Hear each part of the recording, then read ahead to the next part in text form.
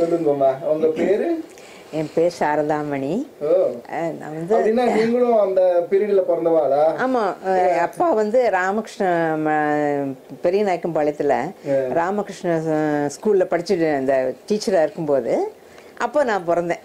அப்போ வந்து ஹோலி மதர் பற்றி அன்னைக்கு பிறந்த நாளா என்னமோ தெரியாது, பிறந்த நாள் இல்லை, ஏதோ வந்து பேசி இந்த மாதிரி அவரை பற்றி ஸ்பீச் கொடுத்துட்டு இருக்கும்போது ஒரு தந்தி வந்தது, உங்களுக்கு பொண்ணு பிறந்திருக்கு அப்படின்னு சொன்னோடனே சரி இவளுக்கு நீ சாரதாமணி தான் வச்சிடணும் அப்படின்னு தீர்மானம் பண்ணிட்டார். அப்படியே அதே மாதிரி அந்த மாசத்துல பிறந்த குழந்தைகளுக்கு எல்லாருக்கும் சாரதாமணினே பேர் வச்சாங்க. அது நடந்தது. நாங்கள் வந்து ஸ்கூலில் சின்ன குழந்தையாக இருக்கும்போது அங்கே ராமகிருஷ்ண இதில் ஸ்கூலில் வந்து காலையில் ப்ரேயர் பண்ணுவாங்க. இந்த எல்லா ஸ்டூடெண்ட்ஸும் அழகாக ஒரே மாதிரி ப்ரேயர் பாடுவாங்க. அந்த ப்ரேயர் பாடும்போதெல்லாம் நான் போய் உட்காந்து வேடிக்கை பார்த்துட்டு இருப்பேன், எவ்வளோ நல்லா பாடுறாங்க அப்படின்னு. எங்கள் அப்பாவோட பாட்டெல்லாம் கூட பாடுவாங்க. அப்போ எங்கள் அப்பாவோட பாட்டு பாடுறாங்கனால எனக்கு தெரியும். அப்போது ஏன்னா அப்பா கூட அந்த சிவராமகிருஷ்ண பாகவதர்லேருந்து கூடவே இருந்து அப்பாவுக்கு அந்த பாட்டுக்கு மெட்டமைச்சு அதே சமயத்தில் அப்பாவுக்கும் சொல்லி கொடுத்துட்டு அப்பா வந்து இல்லை இந்த பாட்டு இப்படி வரணும் அப்படி வரணும்னு எல்லாம் சொல்லும்போது இவங்க 2 பேரும் சேர்ந்து ஒரு இந்த டியூன் எல்லாம் போடுவாங்க. இதெல்லாம் நான் பார்த்துருக்கேன் அவங்க பண்ணுறது. பெரிய சுவாமிங்கிறது அப்பா பேர். ஆமாம். தூரன் வந்து எங்கள் அப்பா கூட 3 பேர், கேஎஸ் பெரியசாமி, கேஎஸ் பழனிசாமி அப்படின்னு சொல்லிட்டு 3 பேர் ஒரே பெரியசாமி பேரில் இருந்தாங்க அப்பாவோட ஃப்ரெண்ட்ஸு. எங்களுக்கு எந்த பெரியசாமி சொல்கிறாங்க அப்படிங்கிறதுக்கு அவங்களுக்கெல்லாம் கன்ஃபியூஷன் வருது அப்படிங்கிறதுக்காக அந்த தூரன்கிறது புனைப்பறையை வச்சுட்டு தூரன் சொல்ல ஆரம்பிச்சிட்டாங்க. பெரியசாமி தூரன். அதில் தூரன்கிறது எங்கள் கோத்திரம் பேர். அங்கே இருக்கும்போது அந்த பாட்டு இதெல்லாம் பாடிடுற சுவாமி மேலே எல்லாம் பாட்டு நிறைய பாட்டு அப்போ நிறைய பாட்டு எழுதி அதுக்கு டியூன்லாம் பண்ணி அதை வந்து நிறைய புஸ்தகமெல்லாம் போட்டு புஸ்தகமாக போடுறதுக்கு ரொம்ப அவருடைய ஸ்டூடெண்ட் தான் வந்து ரொம்ப கஷ்டப்பட்டு நீங்கள் எப்படியாவது இப்போ இந்த அண்ணாமலை யூனிவர்சிட்டிக்கு இந்த போட்டிக்கு அனுப்பணும் இந்த உங்கள் பாட்டை அப்படின்னு சொல்லி அவர் ரொம்ப வற்புறுத்தி, எனக்கு அப்படியெல்லாம் கிடையாது, எனக்கு சாமி மேலே பாடினா போதும், எனக்கு வேறு ஒன்றும் கிடையாது. இல்லை நீங்கள் கண்டிப்பாக அனுப்பியே ஆகணும் அப்படின்னு சொல்லிட்டு ஒரு ஸ்டூடெண்ட் வந்து அவர் காலை பிடிச்சிட்டு கெஞ்சி விட மாட்டேங்கிறதுனால தான் அவர் அனுப்பிச்சார். அதில் அவருக்கு அங்கே ஃபஸ்ட் ப்ரைஸ் கிடச்சிது. ஆமாம். அந்த புஸ்தகத்தை எடுத்துட்டு பழனிக்கு முதல்ல போய் எங்கள் அப்பாவுக்கு இஷ்ட தெய்வம் பழனி முருகன்.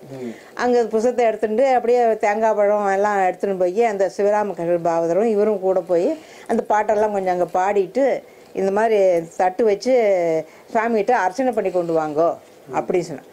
அர்ச்சனை பண்ணி கொண்டு தேங்காய் பழத்தை எடுத்து கொண்டு கொடுத்தார். கொடுத்தோடனே எங்கே இந்த புஸ்தகம் கொடுத்தேனே என்னுடைய புஸ்தகம் எங்கேங்க?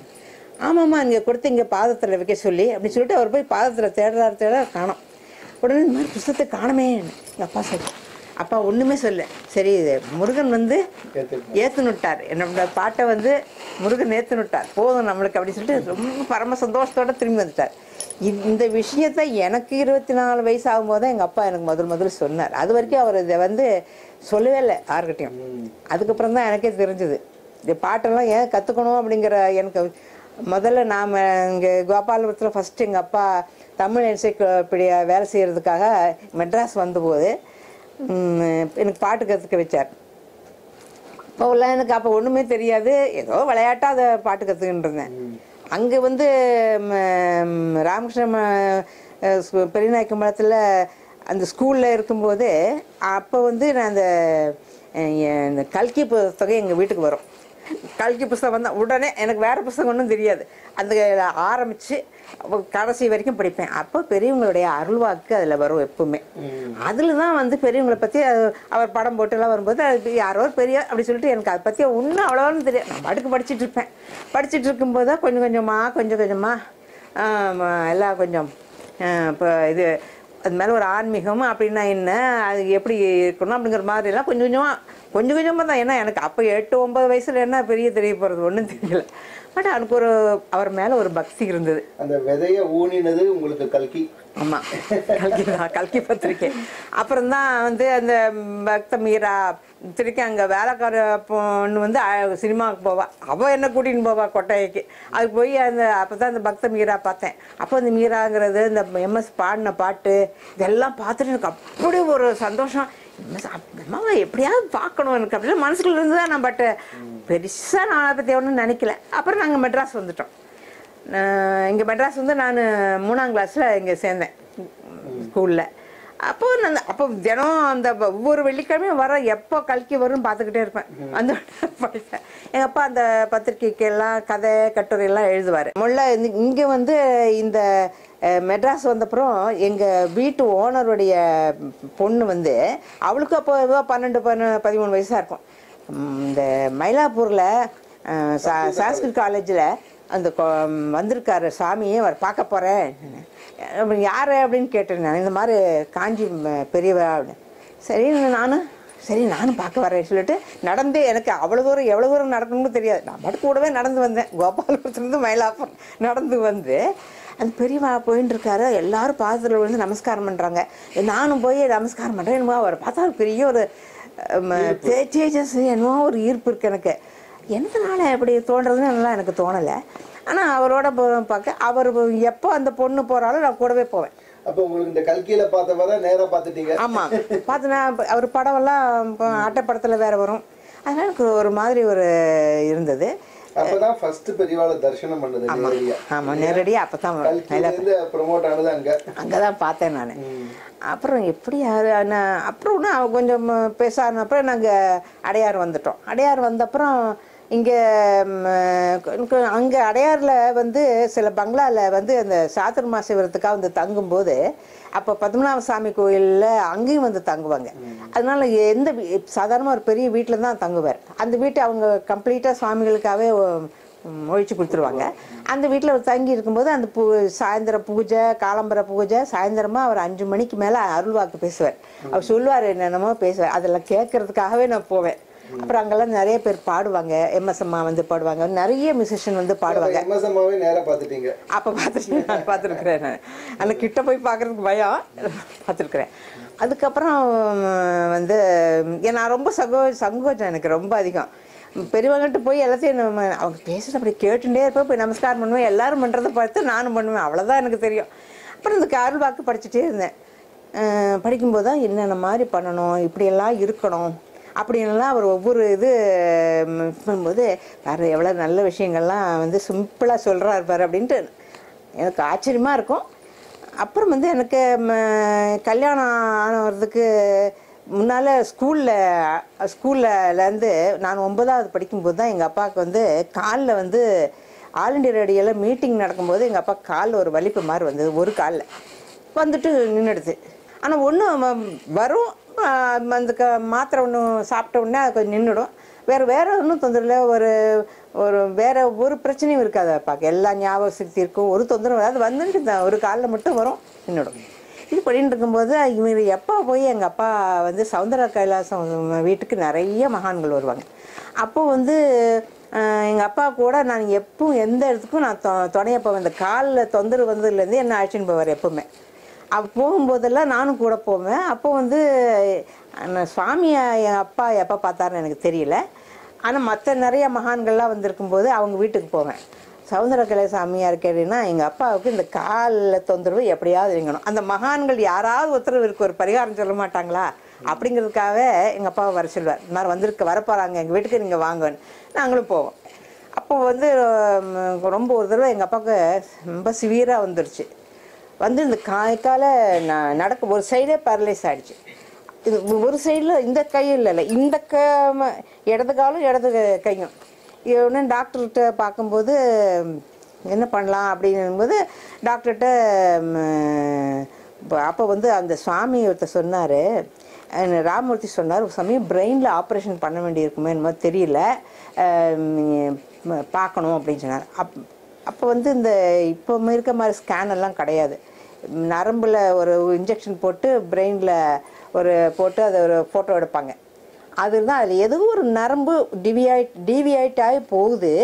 பட் அது என்ன பார்க்கலாம், அவங்கள அப்சர்வ் பண்ணி பார்க்கலாம் அப்படின்னு சொல்லி வீட்டுக்கு அனுப்பிச்சிட்டார். அப்போது வந்து கொஞ்சம் பெட்டர் ஆகிட்டோன்னே இந்த சாமி இவங்க வீட்டுக்கு போகும்போது அப்பண்ணா சுவாமின்னு ஒருத்தர் வந்திருந்தார். அந்த மகான் என்ன சொன்னார், உங்களுக்கு பிரெயின் ஆப்ரேஷன் பண்ணணும்னு சொல்கிறாரா, அப்போது நீங்கள் திருக்கோவிலூர் சாமி மேலே ஒரு பாட்டு எழுதின்னு போய் அவர்கிட்ட கேளுங்க, அவர் பண்ண சொன்னால் நீங்கள் பண்ணிக்கோங்க. அப்போ நான் 9th தான் படிக்கிறேன். நாங்களாம் சின்ன குழந்தைங்க. எங்கள் அப்பாவுக்கு இந்த மாதிரி தொந்தரவு வந்ததுன்னா எங்கள் அம்மா ஒன்றும் 5வது மேலே படிக்கலை. எங்கள் அம்மா என்ன பண்ணுவாங்க, மெட்ராஸ் போல் ஒரு இடத்துல வந்து ரொம்ப பயந்துட்டு இருந்தோம். எனக்கு ஒன்றும் அவ்வளோ சீரியஸ் பற்றி ஒன்றும் தெரியல. நான் போகும்போது சுவாமிகிட்ட இந்த பாட்டு, அப்போ நான் பாட்டு கற்றுட்டு இருந்தேன். அந்த பாட்டை வந்து சௌராஷ்டிரத்தில் குருதேவ தேவான்னு சொல்லி அந்த பாட்டை சுவாமி மேலே பாடி நானும் கற்றுண்டேன். அது நாங்கள் போனோம், அங்கே திருக்கோயிலூர் போனோம். போய் அங்கே இப்போ ஞானானந்த சுவாமிகளை பார்த்தோன்னே ஒரு பழமாட்ட உட்காந்துட்டு இருக்கார். அப்படியே பார்த்துட்டே இருக்கலாம் போல் இருக்க. அவரை அவ்வளோ ஒரு தேஜஸ் பார்த்துட்டே இருக்கும்போது தேவோ, எப்போ பார்த்தாலும் தேவோ தேவங்க அந்த பாட்டில் தானாக அமைஞ்சிருக்கு. இந்த குருதேவ தேவோன்னு வந்திருக்குது. அப்புறம் பாடினா அந்த சுவாமிகிட்ட அந்த பாட்டை பாடி காமிச்சேன். அப்படியே புன்னகையோடு உட்காந்துட்டு இருந்தார். எங்கள் அப்பா வந்து ஒன்றுமே கேட்கல. சௌந்தரம்மா பார்த்தாங்க, என்ன இவங்க ஒன்றுமே கேட்க மாட்டேங்கிறாரு, இந்த மாதிரி இவருக்கு பிரெயினில் ஆப்ரேஷன் பண்ணணும்னு சொல்கிறாங்க, பண்ணணுமா?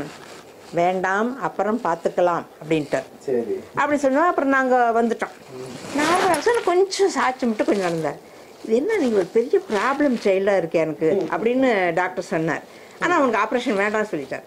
வாங்கல, இவர் போய் சொல்லவும்ல, அந்த சுவாமி சொன்னார்னுலாம் சொல்லலை, அப்புறம் சொன்னார். அப்புறம் இருக்க மருந்து சாப்பிட்டுட்டு அப்படியே இருந்தேன். இப்போ காஞ்சி பரமாற்றால அவரை எப்போ பார்த்தாருன்னு எனக்கு தெரியாது. ஆனால் நாங்கள் இந்த திருவண்ணாமலையில் யோகி ராமசுர சுவாமியை விட அடிக்கடி நாங்கள் போவோம். அங்கே மாதம் ஒரு தடவையாக நான் போவேன். ஒரு பாட்டு ஒன்று ராத்திரியோட ராத்திரி எங்கள் அப்பா எழுதி கொடுப்பார். அதை நான் பாடி போய் அவர் முன்னால் பாடிட்டு இந்த மாதிரி ஒரு பாட்டை எழுதி கொடுத்தாரு சொன்னேன். அது உடனே பாட சொல்லுவார் என்ன. அதை பாடி காமிச்சிட்டு எனக்கு தெரிஞ்ச ராகத்தில் நான் பாடுவேன். பாடி காமிச்சிட்டு என்ன அப்படியே அப்போ தான் வந்து எங்கள் அப்பாவும் ஒரு தடவை வந்தார். யூஸ்வலாக நாங்கள் 2 பேரும் தான் போவோம். அப்புறம் வந்து சொன்னார், நீங்கள் வந்து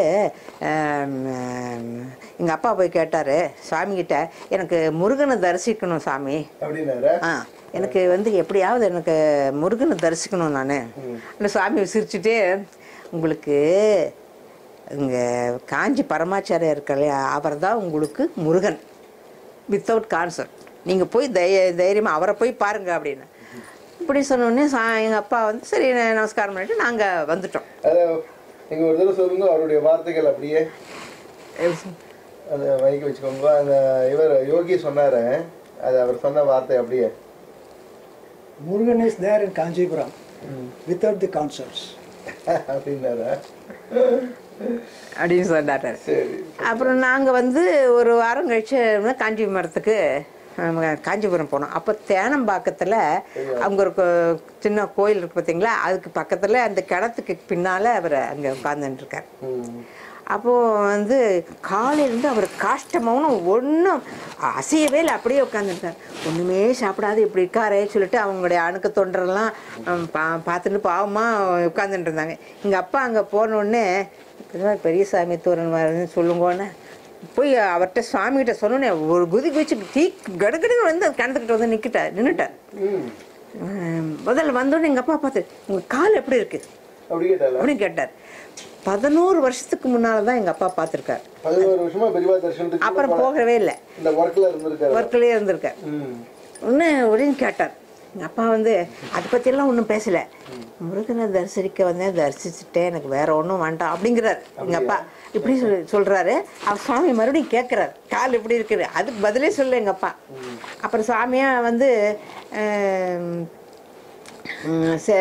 முல்ல இந்த கைலாசம் எப்படி இருக்கார், கையால் எப்படி கைலாசம் எப்படி இருக்கார் அப்படின்னு உடனே அவர் இப்போ தான் சுப்ரீம் கோர்ட் ஜட்ஜ் ஆகிருக்காரு, ஒரு 3 நாள் தான் ஆகுது அவருக்கு அப்பாயின்மெண்ட் வந்து அப்படின்னு. அப்படியா அப்படின்னா அப்புறம் இப்படி பண்ணிட்டு இப்படி பண்ணி அவினாசிலிங்கம் எப்படி இருக்காருன்னு கேட்டார். அப்போ அவர் இங்கே மினிஸ்டரோ இந்த மாதிரி அங்கே இருந்தார். அவரை பற்றி எங்கள் அப்பா அம்மா நல்லா இருக்கார் அப்படின்னு சொல்லிட்டு இருந்தார். அப்படின்ட்டு எங்கள் அப்பா உடனே வந்து இந்த என்சைக்ளோபீடியா 10 வால்யூம் முடிச்சிட்டேன். கலைக்களஞ்சியம் 10 வால்யூம் ஃபார் தமிழ் கலைக்களஞ்சியத்தை நான் 10 வால்யூம் முடிச்சாச்சு, பண்ணியாச்சு. உடனே அதுக்கப்புறம் குழந்தைகள் கலைக்களஞ்சியமும் நான் ரெடி எல்லாம் பண்ணி வச்சுட்டேன். அதனால இனிமே வந்து இதை வேற ஒருத்தர்கிட்ட ஒப்படைச்சிட்டு என்னுடைய சொந்த வேலைகளை நான் பண்ண போகிறேன். என்னுடைய சொந்த வேலைகள் நிறைய எழுத்துக்கள் இருக்குது, அதை நான் பண்ணணும் அப்படின்னு சுவாமிகள் கேட்டுட்டுது. இல்லை, அதையும் நீயே முடி அப்படின்னு சொன்னார். அப்பா சரின்னு கேட்டுன்னு விட்டார். அப்புறம் வந்து சரி என்ன பார்த்தார், இந்த கொஞ்சி கொஞ்சி வா குகனே பாடு அப்படின்னார். கமாசுரத்தில் எங்கள் அப்பாவோட அது எப்படி அவருக்கு தெரியுமா எனக்கு தெரியாது. இப்படி சொன்னோன்னே அதை நான் பாடினேன். அது பாட்டுன்னு பண்ணல எனக்கு சரி அம்பாள், அவர் காமாட்சி அம்பாள் வாசகர், அவருக்கு அம்பாள் பெற்றோர் பாடணும்னு சொல்லிட்டு கூடவே நான் சாமகானப்பிரியை அது பாடினேன். பாடி முடிச்சுட்டு அப்புறம் இப்படி கேட்டுட்டார். கேட்டு இந்த குழந்தைகள்லாம் ரொம்ப பக்தியான குழந்தைகள் அப்படின்னார் சொன்னார். அப்புறம் எனக்கு அதுக்கு மேலே ஒன்றும் ஞாபகம் இல்லை. நாங்கள் சாமியில் விடைக்கிறதுக்கு வந்துட்டோம். அப்பாவுக்கு வந்து முருகனா அவருக்கு கண்ணில் காட்சி கொடுத்துருக்கார். அப்புறம் நான் எப்போ அதுக்கு அங்கேருந்து கட்டியங்கூரம் சொல்லிட்டார் திருவண்ணாமலையிலேருந்து. ஆமாம், அப்புறமும் திருவண்ணாமலை நாங்கள் போவோம்.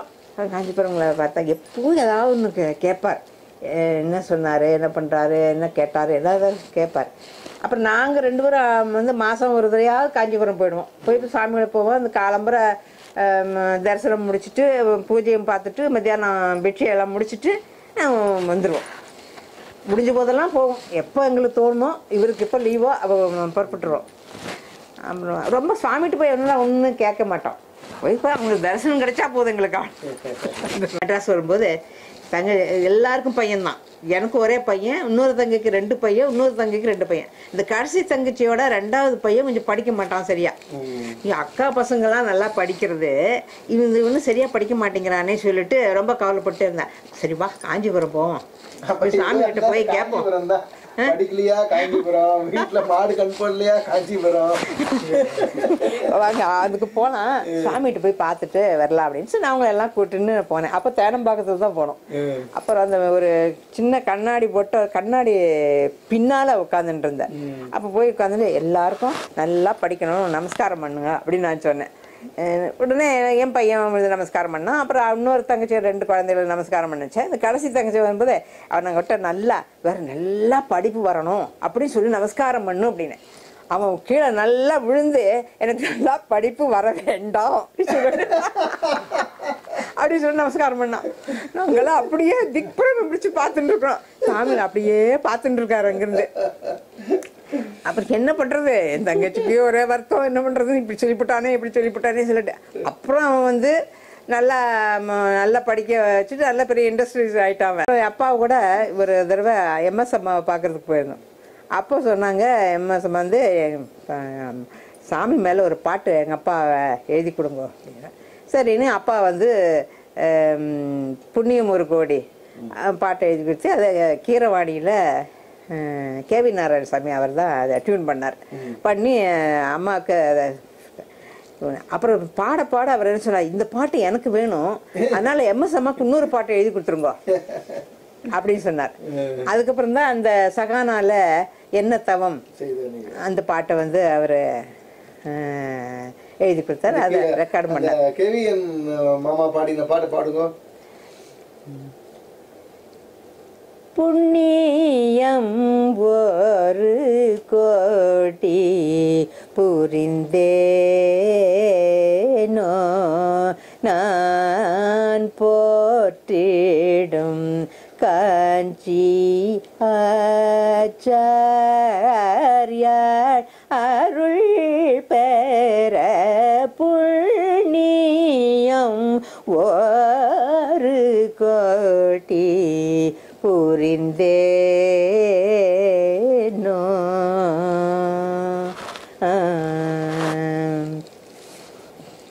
கண்ணில் கருணை காட்டி கரமலர் அபயம் காட்டி எண்ணிலாயில் கூட்டி என்னை அவர் ஆட்கொள்ள புண்ணியம் ஒரு கோடி புரிந்தேனோ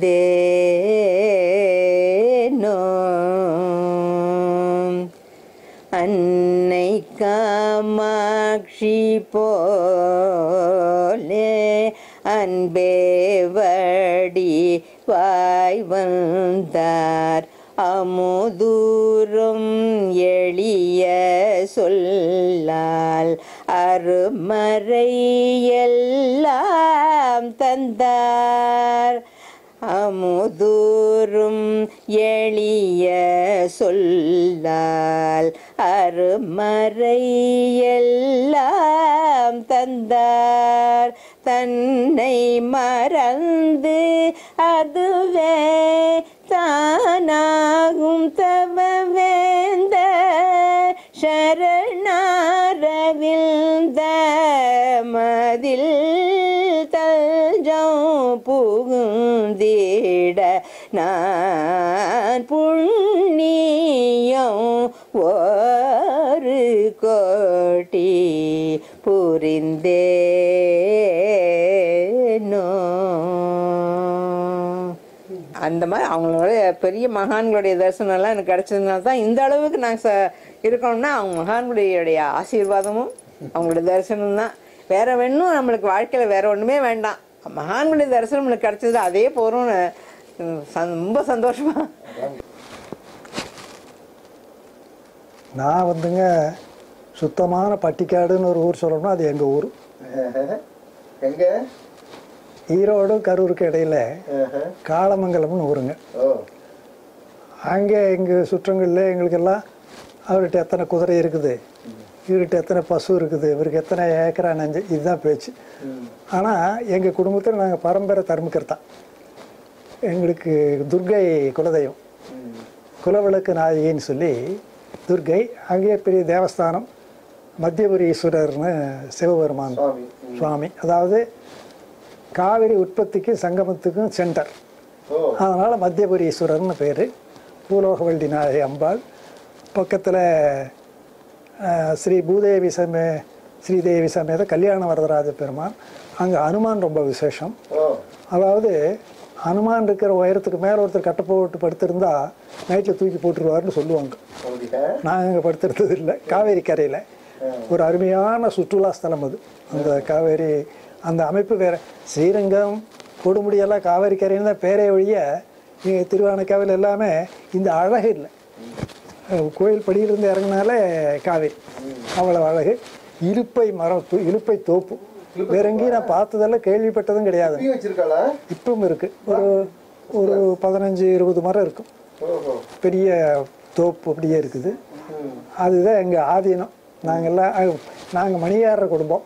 அந்த காலத்தில் மணியாடுனா ரொம்ப பெரிய மரியாதை. கிராமத்தில் மணியாடுற குடும்பம். நான் என் பேருங்களா சின்னசாமி.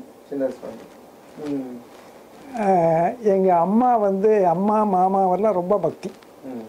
எங்கள் ஐயா எங்கள் குடும்பத்தில் பக்தினாலும் கூட அவங்க ரொம்ப. எங்கள் அம்மா நிகண்டு படிச்சிருக்காங்க அந்த காலத்தில். என்னமோ ஒரு நிகண்டுன்னு சொல்லுவாங்களே, அந்த நிகண்டெல்லாம் படிச்சிருக்காங்க. நான் ஸ்கூலுக்கெல்லாம் போகாததுக்கு முன்னாலேயே ஒரே ஒரு இது மட்டும் தெரியும், எழுதி தெரியாது. ஸ்கூலுக்கு போகாததுக்கு முன்னாலே பார்த்துங்களேன், சங்கரன் நிறைவன் சம்பு சதாசிவன் பூதநாதன் பொங்கர் வணிந்தமூர்த்தி புராந்தகன் பூதநாதன் மங்கையோர் பாகன் முன்னோன் மகேஸ்வரன் வாமதேவன் அப்படிங்கிறது சிவபெருமானுடைய நாமங்கள்னு அந்த நிகழ்ச்சியில். அப்படி எங்கள் மாமா, எங்கள் ஊர் பேர் சாணார்பாளையம், காலமங்கலம் கிராமம், ரெவன்யூ வில்லேஜ். அங்கே மஞ்சக்காட்டு வருது. அவங்களாம் தூரம், இவங்களுக்கெல்லாம் தாயாதி. மாமாவுக்கு ரொம்ப க்ளோஸ். இது அவங்க ரொம்ப பக்தி. எங்கள் அம்மாவுடைய அம்மா, அம்மாவுடைய அம்மா, அம்மாவுடைய பிரதர் பக்தி, சைவம் எல்லாம் எல்லாரும் அந்த மாதிரி. அங்கே எங்கள் அம்மா தீவிரமான பக்தி. இது ஒரு தடவை ஸ்கூலுக்கு போய் பக்கத்தில் ஸ்கூல் ஒரு 2 ஃபர்லாங் நடந்து போய்கிட்டு இருக்கும்போது ஒரு லாரியில் எலும்பு குமிச்சிருந்துதான். அங்கே போய் வேடிக்கை பார்த்து எதுக்கு எலும்புன்னாங்களாம். இந்த எலும்பு தான் கொண்டு போய் தான் அதை என்னமோ பவுடர் பண்ணி அஸ்காவுக்கு பியூரிஃபை போடுறதுன்னு சொன்னாங்களாம். அது வரையில் ஒரு நாளைக்கு 5 டைம்ஸ் லைம் ஜூஸ். வீட்டில் முன்னால் கார்டன், அதில் ஒரு எலுமிச்சம் செடி. அதில் ஸ்கூலுக்கு போகும்போது வரும்போது வந்து போய் லஞ்சுக்கெல்லாம் வந்துட்டு போவாங்க. பக்கத்தில் அன்னையோட ஸ்டாப். அஸ்காவை விட்டாச்சு எல்லாரும் அந்த மாதிரி. அங்கே எங்கள் அம்மா தீவிரமான பக்தி. இது ஒரு தடவை ஸ்கூலுக்கு போய் பக்கத்துலேயே ஸ்கூல் ஒரு 2 ஃபர்லாங் நடந்து போய்கிட்டு இருக்கும்போது ஒரு லாரியில் எலும்பு குமிச்சிருந்துதான். அங்கே போய் வேடிக்கை பார்த்து எதுக்கு எலும்புன்னாங்களாம். இந்த எலும்பு தான் கொண்டு போய் தான் அதை என்னமோ பவுடர் பண்ணி அஸ்காவுக்கு பியூரிஃபை போடுறதுன்னு சொன்னாங்களாம். அது வரையில் ஒரு நாளைக்கு 5 டைம்ஸ் லைம் ஜூஸ். வீட்டில் முன்னால் கார்டன், அதில் ஒரு எலுமிச்சம் செடி, அதில் ஸ்கூலுக்கு போகும்போது வரும்போது வந்து போய் லஞ்சுக்கெல்லாம் வந்துட்டு பக்கத்தில். அன்னையோட ஸ்டாப், அஸ்காவை விட்டாச்சு. அப்படி அவங்க பக்தி. எங்கள் மாமா அதே மாதிரி பக்தி. சைவ வினாவிடைன்னு ஒரு சின்ன புக் இருக்குது. அந்த புக்கில் இருந்து அப்போ தான் ஸ்கூலுக்கு போகிற அளவில் சங்கரன் நிறைய இல்லை, சங்கரனை நின்பாரம் போற்றி போற்றி சதாசி அந்த பாட்டு, குளம்புல்லேன் குடம்புல்லேன் திருநாவுக்கரசர் அதெல்லாம் படிச்சுக்குவோம். அங்கே இதெல்லாம் ஸ்கூலுக்கு போகிறதுக்கு முன்னால் மார்கழி மாதம் தினமும் காலையில் 4:30 மணிக்கு எங்களுக்கு குளித்து கோயிலுக்கு, சிவன் கோயில் இங்கெல்லாம் அங்கே வந்து அங்கேயும் எனக்கு எழுத படிக்க தெரியாது, பாடுறது கேட்டு பித்தாப்பிரை சுடி இதெல்லாம் கற்றுக்கிட்டேன். அப்படி அங்கே மட்டும் ஒரு பழக்கம் எங்கேயும் நான் கேள்விப்பட்டது கூட கிடையாதுங்க. துலா காவேரி ரொம்ப சிறப்பானது. துலா காவேரின்னா ஐப்பசி, தமிழ் ஐப்பசி மாதம். அந்த அவங்க ஊர்லேருந்து நாங்கள் தினம் காவேரிக்கு ஒரு 3 கிலோமீட்டர் இருக்குங்க. காலையில் தினமும் வண்டி கட்டிட்டு போய் குளித்து, அந்த காலத்தில் காதோலை கருகமணின்னு பேனம் மட்டும் அது காவேரிக்கு இது அப்படி பண்ணிட்டு வர்றதுங்க அங்கே. அதோட சரி, அதை தவிர எங்களுக்கு வேறு ஒன்றும் காஞ்சிபுரம் இதெல்லாம் ஒன்றும் தெரியும். எங்களுக்குன்னு ஒரு குலகுரு ஒருத்தர் உண்டு. அவங்கள தவிர எங்கள் கோயில் விசேஷங்களை தவிர, அது கோயில்னால் அங்கேயே போய் இருந்துருவாங்க. திருவிழா முடிவரையில் அங்கேயே தான் சாப்பாடு, குக்கெல்லாம் அழைச்சிட்டு போய் வீட்டுக்கு அப்படிங்க. அதை தவிர எங்களுக்கு வேறு தெரியாது. நான் படித்தது இங்கே பிஏ பிஎல் அதுலேயும் பாருங்க பச்சை பாஸ் காலேஜ். எதனால பச்சை பாஸ் காலேஜ் பற்றி அங்கேயெல்லாம் படித்ததுனால காஞ்சி பெரியவங்க மற்ற நம்ம இதெல்லாம் ஒன்றும் தெரியாது. இங்கே குலவிளக்கம்மன், அப்புறம் அங்கே பக்கத்தில் இங்கே வந்து மாமா வீட்டில் கல்யாணம் ஆகி கொஞ்சம் ஐ வாஸ் ரிஃபார்ம்டு. இவங்கெல்லாம் இது இருக்கிறப்ப இப்போ சங்கீதம் வேறு அப்படியெல்லாம் இருக்குது. ஒரு நாள் என்னாச்சுங்க, அப்போ தான் ஒரு மாமாவுடைய வால்யூம் ஒன்று சங்கீத நூல் ஒன்று வந்தது. இதை கொண்டு காஞ்சிபுரத்துக்கு சுவாமி பெரியவாளுக்கு சமர்ப்பிச்சுட்டு வந்தாங்க. சரி, எனக்கு ஒரு ரிஹர்சல் நடத்தினாங்க அங்கே. ஆமாம் ஆமாம், அங்கே போய் மாமா அனுப்புனார். அப்படின்னு கொடுக்கக்கூடாது, பெரியவங்க இருப்பாங்க அங்கே, நிறைய பேர் கியூ நிற்பாங்க. நீ போய் கியூவில் உன்னோட டேர்னில் தான் நிற்கணும், நீ முந்திக்கிட்டு போகக்கூடாது. அங்கே நின்று உன்னுடைய டேர்ன் வந்த உடனே, நான் பெரிய சுவாமி தூரன் மருமகனுங்க, இந்த நூல் சங்கீத நூல் வந்து நேற்று தான் ஆச்சாயி வந்தது, மாமாவுக்கு ஒரு பிரதி வந்தது, பெரிய ஆளுக்கு சமர்ப்பிச்சுட்டு வர சொன்னாங்க, கொடுத்துட்டு வர சொன்னாங்கன்னு சொல்லக்கூடாது சொல்கிறாரு. நான் லாயருக்கு வந்து இது நடக்கிறது, அது அந்த சப்ஜெக்டுக்கு லாயர். இப்போ நான் இது T L Venkatramaiyer supreme court judge, சிஷ்யன் தானே அவர். யார்கிட்ட கற்றுக்கிட்டாரோ அவருக்கு சிஷ்யன் தானே. சங்கீத கலாநிதி டைட்டில் வாங்கினார்ல அங்கே. நான் இந்த அத்திரி பாட்சா கதையெல்லாம் தெரியுமில்ல உங்களுக்கு, சொல்லிக்கிட்டே போனேன். அவன் ஃபெயில் ஆகிட்டான், நான் ஃபெயில் ஆகலை. அந்த அத்திரி பாட்சா கதையில் ஃபெயில் ஆகிட்டான். நான் அப்படியே போய் அங்கே போனால் கூட்டம் ஒன்றும் கொஞ்சம் பேர் இருந்தாங்க. முன்னால் ஒரு பெரியவரில் என்னுடைய ஏஜ் தான் இருக்க ஒருத்தர், இன்னும் 2 யங் லேடிஸ். அது ஏன் யங் லேடிஸ் சொல்கிறது அப்புறம் சொல்கிறேங்க. என்ன முன்னால் விட்டுட்டான்.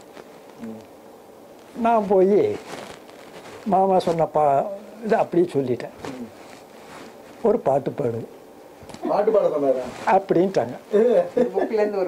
இந்த புஸ்தகத்துலேருந்து ஒரு பாட்டு பாடுங்க. எனக்கு பாட தெரியாது. இந்த ஏன் லேடிஸ் யங் லேடிஸ்லாம் பிடிச்சி தள்ளுறாங்க. பாடுங்க. அதில் ஒரு லேடி சொல்கிறாங்க, தெரிஞ்சளவு பாடுங்க.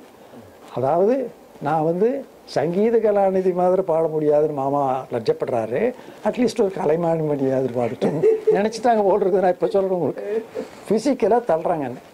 அவங்க பாடுறதுக்கு ரெடி. அப்புறம் அதில் யாரும் ஒருத்தர் சொன்னாங்க, நாங்கள் வந்து 1.5 மணி நேரமாக நிற்கிறோம், பெரியவாள் மௌனம், நீங்கள் வந்து பேச ஆரம்பிச்சிருக்காரு, நீங்கள் பெரிய அதிர்ஷ்டசாலி, பாடுங்க போகிறோம். இங்கே பெரியவங்களுக்கு முதுகு காட்டிட்டு இந்த பக்கம் பாட தெரியாதே பார்த்து தெரிஞ்ச அளவு பாடுங்க, தெரிஞ்ச அளவு எடுத்தனுங்க. அங்கே தான் ஆச்சரியம். கொஞ்சம் கொஞ்சம் பாகுவனே பக்கம் தான் வந்தது. அப்படியே எனக்கு இந்த ராகம் தெரியும், அந்த பாட்டு தெரியும்னு ஒன்றும் கிடையாது. எனக்கு எது வந்தாலும் ஒன்று. நீங்கள் கிரீக்கில் ஒன்று எழுதி 10 பேர் தான் எல்லா பக்கமும் ஒன்று. எனக்கு வேர்த்து விறுவிறுத்து சட்டையெல்லாம் நனைஞ்சு ப்ரோஸில் கூட சரியாக படிக்க தெரியாது. பெரியவாள் முன்னால் வேறு யார்கிட்டையாவது இருந்தாங்க பேசிடலாம். எனக்கு ரொம்ப கஷ்டம். இவங்களுக்கு எக்ஸ்பிளைன் பண்ண முடியாதுங்கிறாங்க. இந்த 2 கேர்ள்ஸ் வேறு இல்லை, நான் ஓடிடலாமான்னு தோணுச்சு. போடுறதும் நல்லா இருக்காதுன்னு ரொம்ப கஷ்டப்பட்டு உங்களுக்கு சொல்ல முடியாத. அப்புறம் சரியான ப்ரோஸ் ஆர்டர் கூட இல்லை. கொஞ்சி கொஞ்சி வாகுவனே அஞ்சல் அஞ்சலைன்னா செஞ்சு வச்சாதங்க கொஞ்சம். இப்போ நான் சொல்லணுங்க, அது தப்பி தவிர போயிடும். பெரியவாளுடைய கருணையை நான் அப்போ தான் பார்த்தேன். உங்களுக்கு ஒரு கதை சொல்கிறேன். கதையில் நிகழ்ச்சி. அதாவது சங்க காலத்தில் நிறைய எது எழுதினாலும் சங்கேற்றம் பண்ணணும், அங்கே அரங்கேற்றம் பண்ணணும். அப்படி ஒருத்தர், அவர் பேர் இயற்பெயர் என்னவோ வேறு, பேர் சீத்தலை சாத்தனார்னு பேராயிட்டுது. ஏன்னா அது எழுத்தாணியில் வெட்டிக்கு வரான். அப்படி பெரிய மியூசிக்காலஜிஸ்ட். நான் கேள்விப்பட்டிருக்கேன் அப்போ தான். அதுக்கு முன்னால் அதாவது ஒரு வயலினிஸ்ட் அங்கே போனாருங்களா, வாசிக்கலை. ஏன் ஒரு வாசி ஏதாவது அப்படின்னா, ஏதோ ஒரு தந்தி அருந்து போச்சு. நான் கேள்விப்பட்டதாங்க, எனக்கு தெரியாது. ஏன் அந்த தந்திக்கு இந்த ராகத்துக்கு அது உபயோகம் இருக்காதே அப்படின்னு. அவ்வளோ பெரியவர் என்ன நான் பாட்டதை. அதாவது திருக்குறளில் ஒரு ஒன்று, அடுத்தது காட்டும் பளிங்கு போல் நெஞ்சம் கடுத்தது காட்டும் முகம். நீங்கள் மேலே ஒரு வெறுப்பு வந்தால் ஐ டோன்ட் லைக் யூன்னு சொல்ல தேவையில்லை. தானாக மாறிடும், தானாக மாறிடும். அதான் நெஞ்சம் கடுத்தது காட்டும் முகம். ஒன்றும் கிடையாது. இன்னொரு பாட்டு பாடு. அப்படிங்களா? நான் சமீபத்தில் ஒரு ஸ்பீச்சு, அது எப்படிங்க, ஒரு சங்கீத வித்வானுக்கு பாராட்டு விழா. நீங்கள் யாராவது இவ்வளோ பெரிய மகான் எல்லாம் இருக்கீங்களா, பெரியவாட்ட ஒன்ஸ் மோர் வாங்கியிருக்கீங்களா அப்படின்னு கேட்டல. அப்புறம் எடுத்துன்னு வேறு ஏதோ ஒன்று பாடிச்சு. இவங்க இந்த கேர்ள்ஸ் எல்லாம் அடா நீங்கள் பெரிய அதிர்ஷ்டசாலி போகணும் அப்படி வந்துட்டேங்க. அதிலிருந்து எனக்கு பெரிய மேலே ஒரு பக்தி. டைம் இருக்கும்போதெல்லாம் அங்கே போவோம். ஜென்ம நட்சத்திரம் கட்டாயம் அங்கே. ஆமாம், ஒரு தடவை போனோம் ஜென்ம நட்சத்திரத்துக்கு. போயிட்டு உத்தரவு வாங்கி, இந்த பேச்செல்லாம் உத்தரவு வாங்கிக்கணும்னு சொல்லாதுங்கிறதெல்லாம் எனக்கு தெரியாது. அப்புறம் எல்லாம் உங்கள் மாதிரி எல்லாத்தையும் பார்த்து தான் தெரிஞ்சுக்கிட்டது. அங்கே ஒரு தடவை போய் ஜென்மட்டம் விடைபெற்றுக்கிறேன்னு மறுபடியும் சொல்லும் போகும்போது இங்கே ஒரு 15-20 பேர் நிற்கிறாங்க. ஆமாம், அவங்களையெல்லாம் எப்படி தள்ளிங்கன்னு சொல்ல முடியும். இங்கே பெரியவங்க இருக்காங்க, நான் போய் அங்கே தள்ளிக்கங்கிற. பெரிய தள்ளிங்க நமஸ்காரம். அதுதான் எனக்கு பெரிய. அதிலிருந்து இங்கே நான் பார்த்துருக்கணுங்க, அவங்க இந்த ட்ரை சைக்கிளில் கையை பிடிச்சிக்கிட்டு செருப்பே கிடையாது போவாங்க, பார்த்துருக்கேன். சாரதா சொன்ன மாதிரி அந்த சான்ஸ்கிரிட் காலேஜில் 3-4 ஜாமம் பூஜைக்கு போவாங்க. நாங்கள் சிவராத்திரிக்கா அதுக்கு போவாங்க அங்கே. அப்புறம் சிவராத்திரி பூஜை நீங்கள் பார்த்துருக்கேன்? பார்த்துருக்கேன். பெரியவா பண்ணி. ஆமாம், பெரியவா பண்ணி பார்த்துருக்கோம். அப்புறங்க இது எல்லாத்த விட ரொம்ப நாள் கழிச்சுங்க பெரியவா நார்த்தில் போய் என்னமோ இதே சத்தாரா கடப்பா எல்லாம் இருந்தாங்க. இங்கே வரப்போகிறது இல்லைன்னு கூட ஒரு பேச்சு இருந்தது. தப்போ ரைட்டோ இருந்ததுங்கள. அப்போ ஒரு தடவை பெரிய கனவுல வந்தாங்க. கனவுல வந்து தீபாராதனை காட்டுறாங்க. சுவாமி காட்டிட்டு எனக்கு, எங்கே நீ இவ்வளோ நேரம் காணோம் அப்படின்னு. என்னுடைய வக்கீல் தொழில் இப்படி நான் அப்போவே வந்துட்டு பெரியவா கண்ணில் படல அப்படின்னு. அப்புறம் உடனே அது கால் எஸ்கம், நான் போய் பார்க்கணும். சரிங்க, நாங்கள் போனோம் கடப்பாக போனால் அங்கெல்லாம் கூட்டமெல்லாம் இருந்தாங்க. அப்போ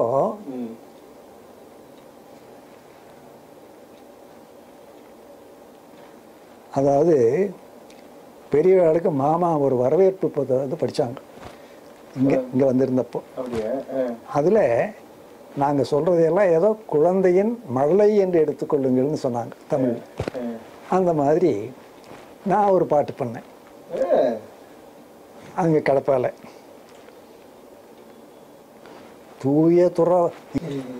தூய துறவதன் அருள் திரு உருவே, துரிய நிலைதனில் துலங்கிடும் திருவே, தன்னையே தானும் துறந்ததோர் தவ வேந்தே, தானும் அதுவே ஆன தயாநிதே. ஏதோ வந்து விழுந்திருக்கு. தட்சிணம் பெற்ற பெருந்தவமே தட்சிணாமூர்த்தியே பாரதியே, ஆதிசங்கரின் அருள்வழி வந்த ஆச்சாரிய பெருமானே அற்பெரும் வள்ளலே. இது பூரா ஜென்ரலாக போவதில் பேர் வரணும்ல. சந்திரசேகரரை சந்ததம் வணங்கிடும் சந்திரசேகரேந்திர சரஸ்வதி, பரமோனம் அதனையும் பரமானந்தம் தன்னையும் பூர்ணமாய் பெற்ற பரிபூர்ணனே சரணம். சரி, இந்த துரிய நிலைங்கிறதெல்லாம் உங்களுக்கு எப்படி? மாமா சரியான வார்த்தைகள் போட்டிருக்கல. நானும் கொஞ்சம் தியானமெல்லாம் கற்றுருக்கணுங்க. அது இதுக்கு சம்மந்தம் இல்லை, அதனால் சொல்லலை. நான் இந்த தியானம் பண்ணுறதெல்லாம் கற்றுருக்கணுங்க. அது ஒன்று எனக்கு ஒன்றும் பெரிய அச்சீவ்மெண்ட் இல்லை. பட் எப்படி செய்கிறதுங்கிறது இந்த துரிய நிலைன்னா தமிழில் எனக்கு கொஞ்சம் ஏதாவது இதெல்லாம் படிப்பேன்லங்க. அதில் துரியம் துரியாதீதம் அப்படியெல்லாம் வர்றதுனால அது ஒன்று பண்ணாங்க. அது இது கடப்பா ஆந்திர பிரதேசம், கர்னூல். அங்கே யாரோ பக்கத்தில் இருந்தவங்க சொன்னாங்க, அதனால் அவங்கள அப்படியே சுத்தரிச்சிட்டார் அப்படின்னு யாரோ ஒருத்தர் பக்கத்தில் பெரியவர்கிட்ட சொன்னால் பக்கத்துலேயே. அதுலேயும் எனக்கு திருப்தி இல்லை. மறுபடியும் இங்கே மகாராஷ்டிரா வந்துட்டாங்க, அங்கே போனேன். 2 பேரும் போகலான்னு புறப்பட்டோம். கடைசியில் வர முடியல, நான் போனேன். கர்னூலுக்கு நான் வந்தேன். அங்கே போயிங்க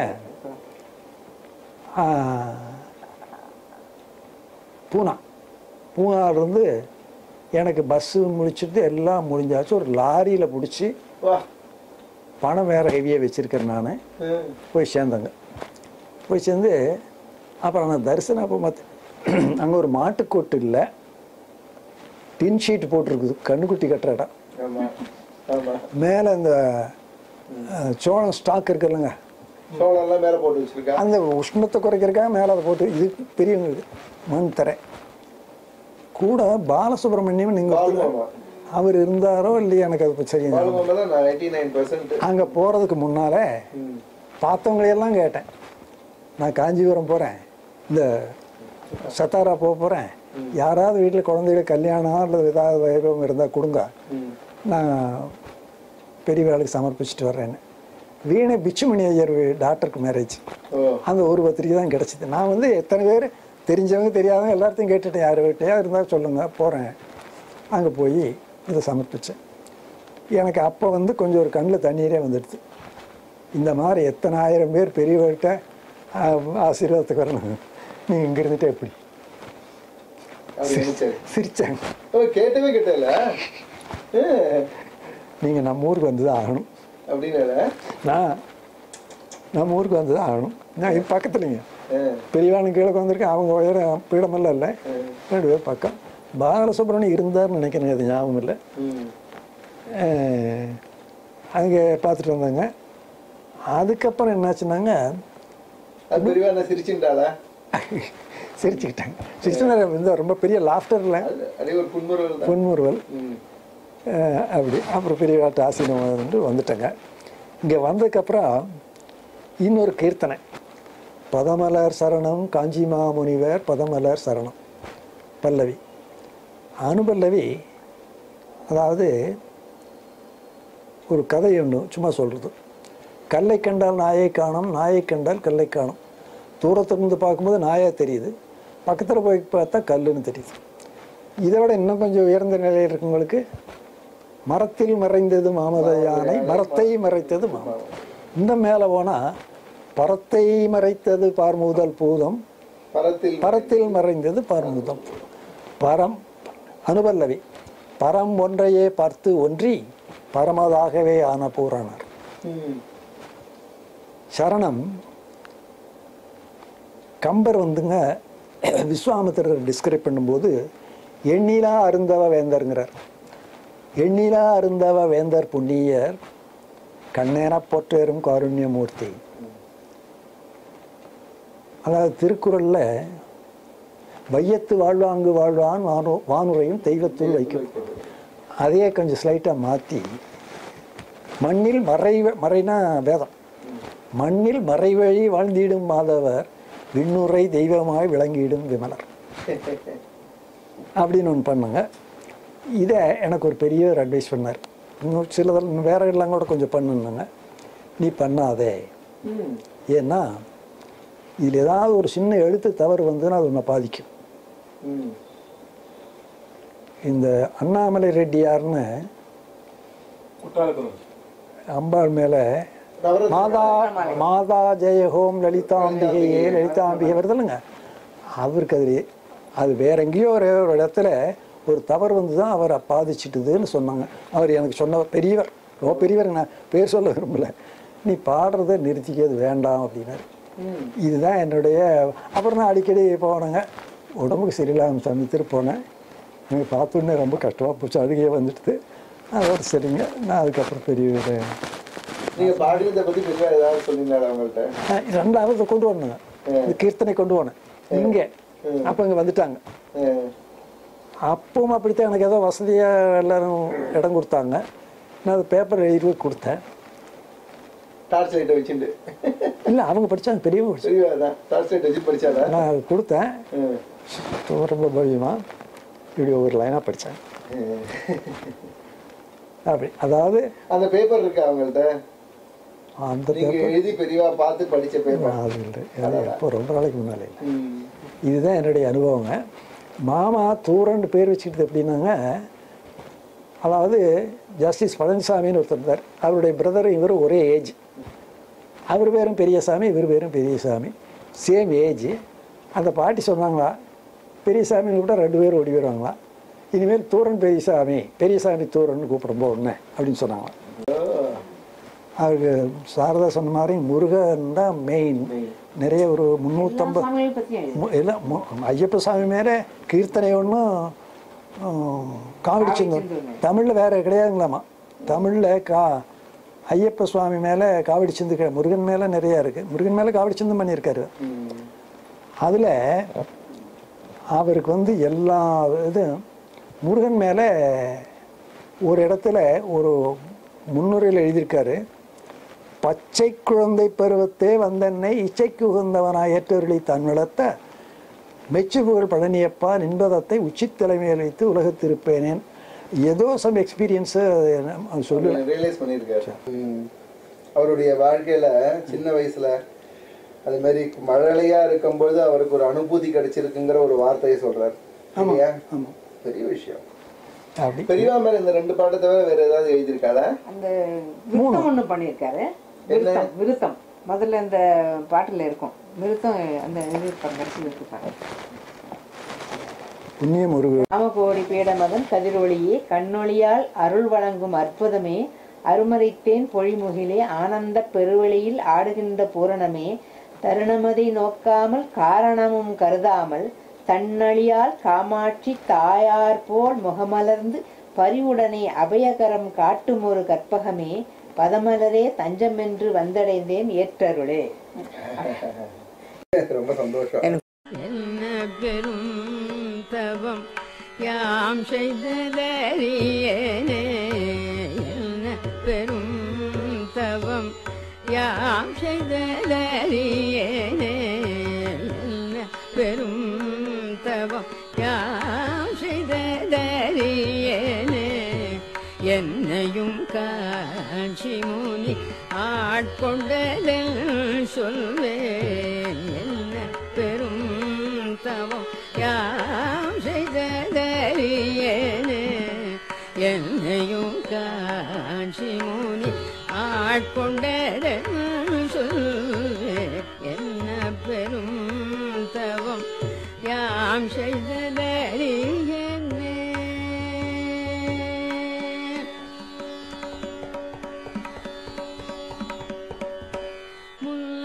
முன்னமொராலின் கீழ் மோனமாய் கை காட்டி, முன்னமொராலின் கீழ் மோனமாய் கை காட்டி சொன்னதை வாய் மலர்ந்தே சொல்லிகருள் செய்ய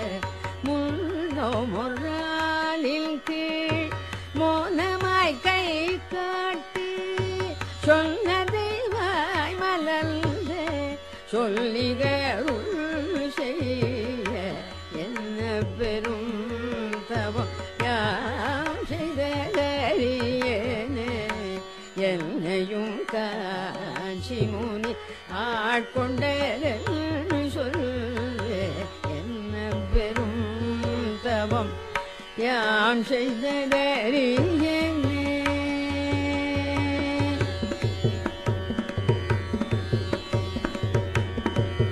நடமாடும் தெய்வமாய் நாம் போற்ற வந்தவர் நானில தோர்வுய தவயோகம் கொண்டவர் நடமாடும் தெய்வமாய் நாம் போற்ற வந்தவர் நானில தோர்வுய தவயோகம் கொண்டவர் நடமாடும் தெய்வமாய் நாம் போற்ற வந்தவர் நானில தோர்வுய தவயோகம் கொண்டவர் விடையேறும் புண்ணிய வடிவாம் பகவத் பாதர் விடையேறும் புண்ணியர் வடிவாம் பகவத் பாதர் மீண்டு வந்தாரவர்